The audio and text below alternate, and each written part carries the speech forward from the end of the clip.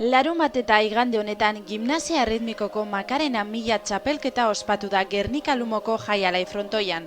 Txapelketa hau egiten den 6. aldia da eta Sicily klubaren sortzailetako baten omenez ospatzen da.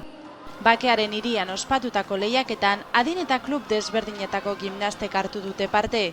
Larunbatean oinarrizko gimnasten lehiaketa izan zen egun osoan zehar eta igandean absolutuena eta taldeena. Banakakoetan, Sicily taldekoek sorte handirik izan ez badut ere, juvenil mailakoak podiumaren gorenean kokatu dira taldeko txapelketan beraien kategorian garaipena lortuta.